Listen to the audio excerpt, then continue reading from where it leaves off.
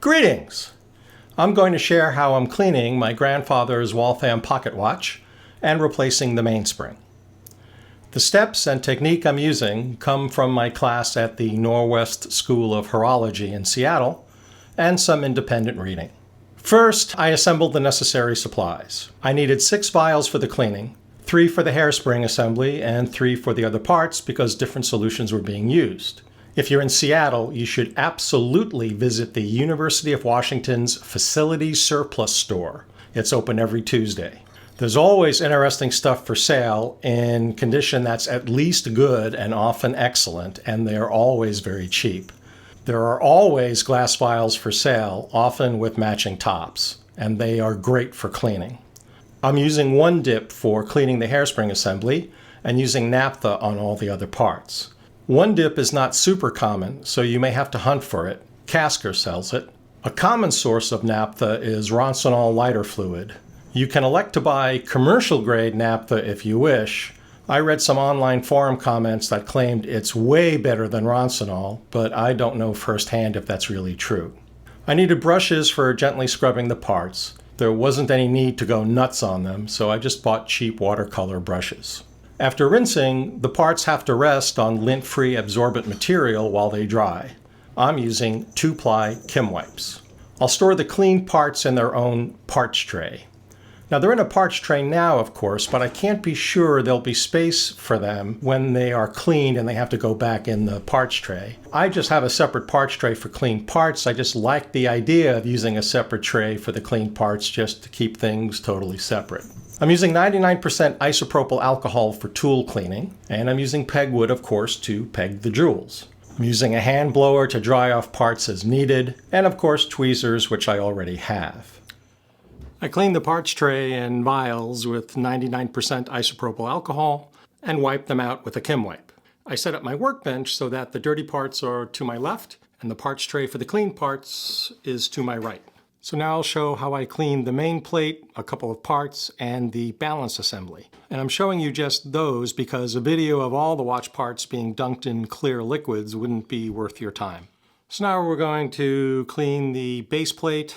There are 4 springs on it, but they're fully secured and I don't think there's any need to remove them. So.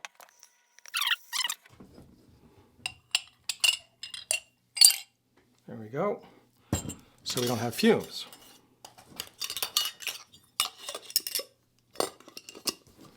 Let it sit in there a little bit, swish it around a little. I have a brush to move things around. Let's take a look. And yeah, my shirt changed because I went to sleep last night. And so I'm picking this up the next morning. Let's take a look. That looks pretty clean.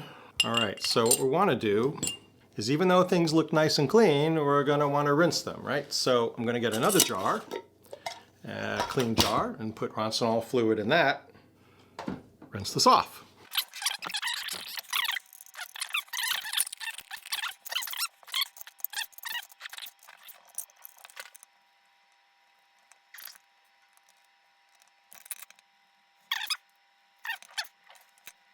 In some cases, what appeared to be grunge was simply the sort of metal being worn down and developing a gleam or a shine from, if not 100 years, then a large number of years of use.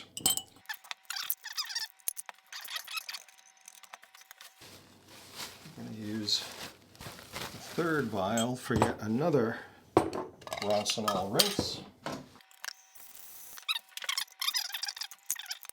To the 3rd rinse. Okay. I'm going to cover this up so I don't smell the 1st rinse. I don't think there's anything really to scrub here anymore. Certainly seems to be all as clean as it's going to get anyway. For sure, it would be easier to grip things if they were in a nice wide container. The problem is, a nice wide container, almost certainly you wouldn't have a nice sealed cover for it. And what I like about using the glass vials is that at the expense of, having to use tweezers to kind of pick things up and flip them over, you have a lid that you can seal the vials up with so you don't breathe quite as much fumes. So that's what I do.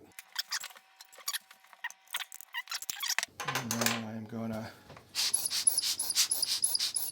and I am not going to touch it with my hands.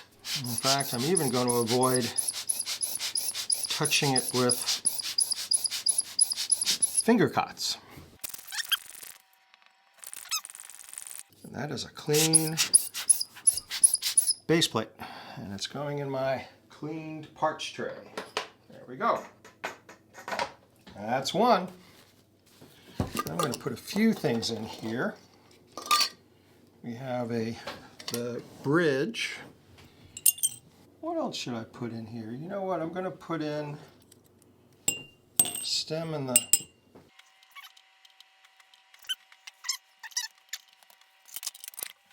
wow, I can see a change in the cloudiness and the clarity of the cleaning solution now. A lot of stuff's coming off. Wow.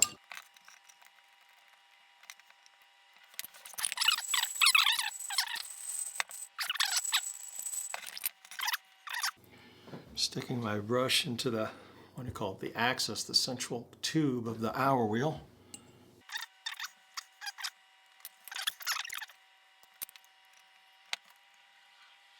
So I'm cleaning this watch. It was my grandfather's. I didn't exist when my grandfather was alive. I didn't exist until 20 years after my grandfather passed away. He had no idea that I was coming along, no idea of anything of the future. Passed away in the 30s. I was born in 57, so here I am cleaning his watch. All right. I think I'm gonna put these into rinse number 1 now.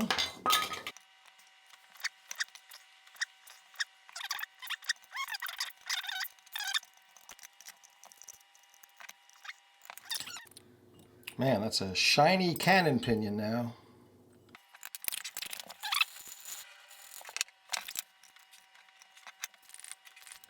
Well, there is some grime on the bottom of the barrel bridge that it would be nice to have off. I think I'd really need an ultrasonic cleaner to do it though. So, you know, there are limits to hand cleaning. I'm going to see if I can get, with the brush, get some elbow grease in there and try to rub some of it off. It's grime on the underside of the barrel bridge. And it's funny, you know, I guess I really am cut out for this because it bugs me that there's grime under there, even though you would never see it. Even if you opened up the pocket watch, you'd look at the barrel bridge and look at the outside of the barrel bridge and go, hey, wow, that's a beautiful looking barrel bridge. But you know what? I know that there's grime underneath it, and that is unacceptable. And now I'm going to use one dip to clean the balance assembly. I'd rather not disassemble the balance assembly if I can avoid it, and I think I can. It looks like it's in pretty good shape. A super experienced watchmaker might elect to disassemble it and clean the parts separately, but I'm just a young grasshopper, so I'm going to avoid that. This is the balance assembly. Seems like it's in decent shape. So I am going to use one dip. I really should be using gloves for this, but I'm just doing this once, so.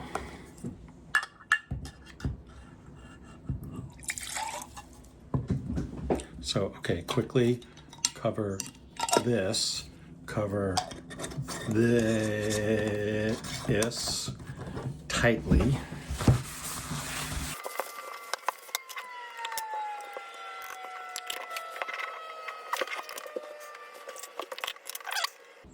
Brush off the regulator slightly. Balance wheel still looks good. And after this, I'll do 2 rinses, and then it's on to pegging. I want to inject here and explain why I'm removing the mainspring. Basically, I'm betting that I need to or ought to replace it. It's at least 80 years old. It'll be steel. If it hasn't set, it certainly won't be as good of a power source as a modern alloy spring would be. So I'm betting its condition will justify replacing it. And if not, well, at that point, reinserting it by hand is super challenging because it can be easy to introduce kinks into the spring when you insert it if you don't use a spring winder. So using a new, pristine, machine-wrapped, clean mainspring would be the wisest choice at that point. And also, I've never done this before, and it'll be good for me to gain a little experience at removing a mainspring. And I admit that's kind of a what the heck sort of reason for doing it. So here's how I located a new replacement spring for my Waltham pocket watch. I bought a copy of American Watch Movements. In the mainspring section, I found a listing for the Waltham Model 1883 pocket watch. It had 3 replacement mainsprings during its lifetime. I don't know what their different performance characteristics were, if any. Maybe they were all roughly equivalent. But they were all legit replacements, and all had T-ends, which can be challenging to insert because that's what the 1883 barrel needed.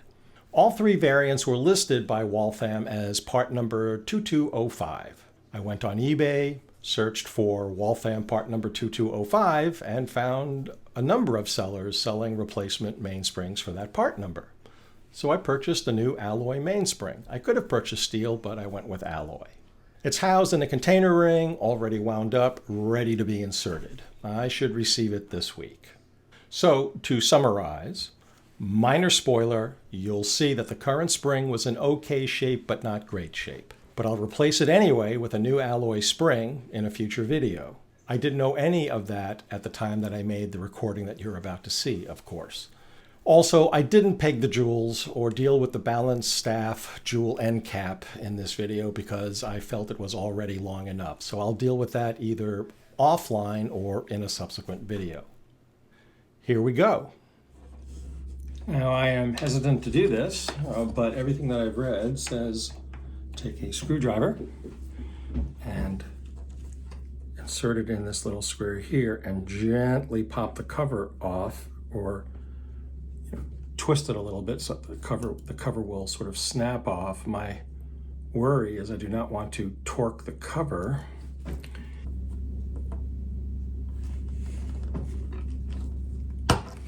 Oh, it just popped open. Okay, that worked. I will do better next time, but that actually worked. Okay. And again, I'm going to be cleaning this, so I don't care about finger cuts right now. So if I take this off, there we go. Beautiful. And then I can remove the arbor, I hope. There we go. And it is a counterclockwise spring. Wow, look at all that on there, huh? See that? Wow. Okay. So I'm going to be cleaning these 2 parts. And now I want to remove this spring, and this will then tell me whether my bet was good or not. And so this will be very entertaining. I have never removed a mainspring before.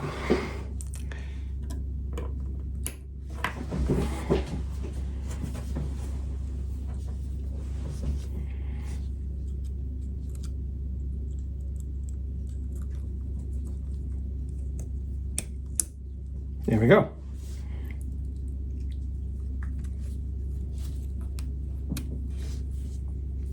Now, get my finger here.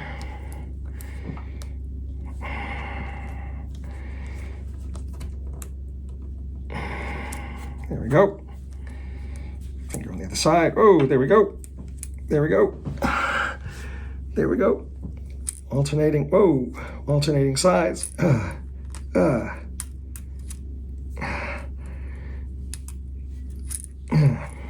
Okay. There we go. Doink. So that's the barrel, which I will be cleaning.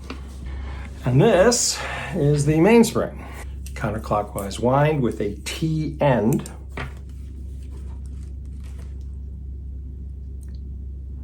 Certainly looks like a steel mainspring, a lot of gunk on it, a lot of dirt and debris.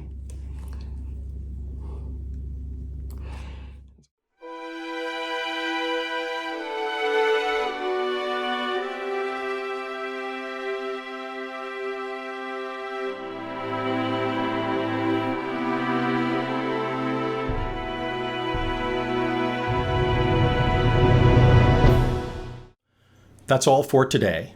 Till next time, take care.